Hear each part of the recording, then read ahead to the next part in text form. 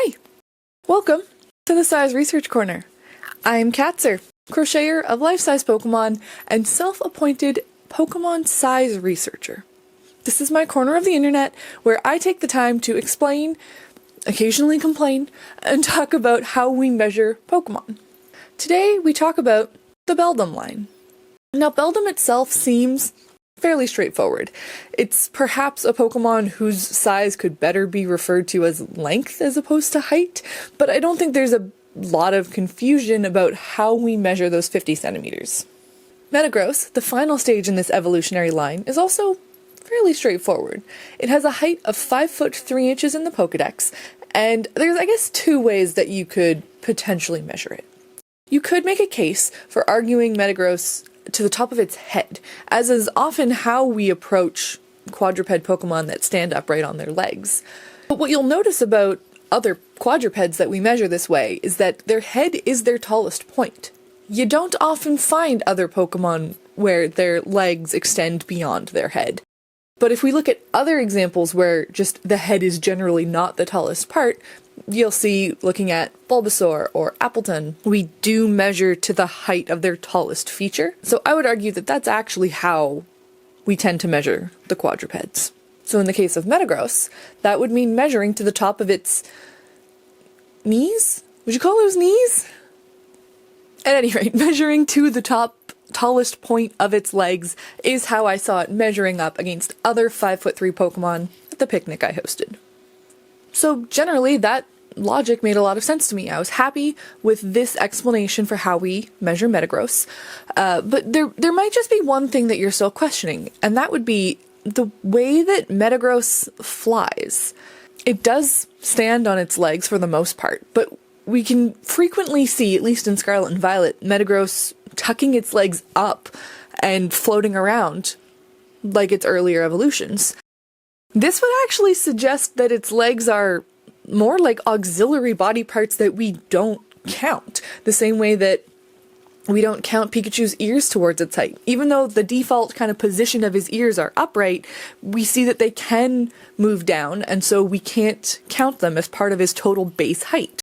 And that's the same way that Metagross's legs are behaving right now. And the best way that I can address this question is to turn and look at our middle evolution, Metang. The day that I noticed Metang's size is the day that I started researching this Pokemon line. Because Metang is 3 foot 11. That is large, and that tells me that we are certainly including Metang's arms in its overall height measurement as well. And we don't normally do that. You don't get to just call yourself taller because you put your arms up above your head. That's not how it works. Now, what a lot of Pokemon fans know, but likely largely ignore, is that Pokemon are all categorized into body shape classifications. Metang is the body with arms body shape in its Pokedex. And if we look at other Pokemon that share this same shape, we don't count Drifloon and Drifblim's arms, we don't count Geodude's arms, we don't count Magnezone's magnets, so what gives? For an answer, let's turn to the lore.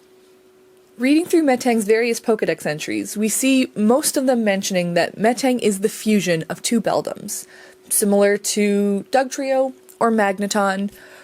We also see Pokemon Sun throwing shade once again, just like with Magneton.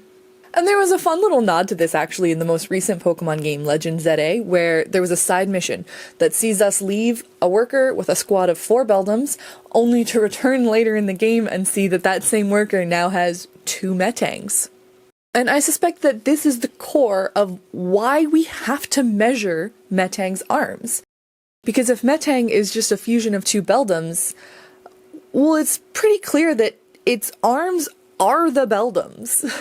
Like, literally, the body of the Beldums became its arms, and I guess the heads of the 2 Beldums fuse into that centerpiece of Metang. And so if we're definitely measuring Beldum's body as part of its height before it evolves, you can't really stop measuring that same body part after it evolves. So then when we look at Metagross, we see, again, that its legs are still Beldam's bodies, albeit they may have grown a bit. So the same logic applies.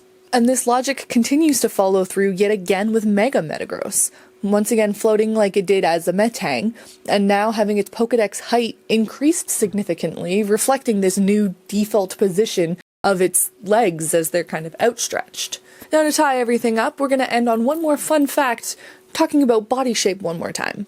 So as I mentioned, Metang is the head with arms body shape. Beldam itself is the head with a base body shape, which just reinforces that distinction that there is a distinct body separate from its head that becomes that arm piece while the heads fuse. But Metagross belongs to the Pokemon consisting of multiple bodies shape, right alongside Dugtrio and Doublade and Phalanx, which is just such a cool little attention to lore detail for a Pokemon that has no real visual indicators that that's the case.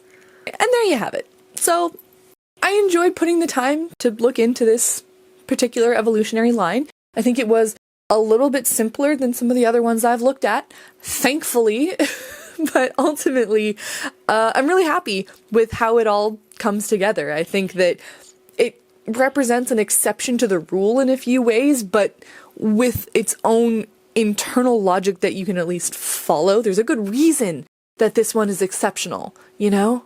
And I love that. I love seeing that. So if you enjoyed watching this, hit the subscribe button. This is an ongoing series. I will continue to talk about the Pokemon that are measured in ways that I find weird or confusing, and I would love to tell you all about it. So I hope to see you next time.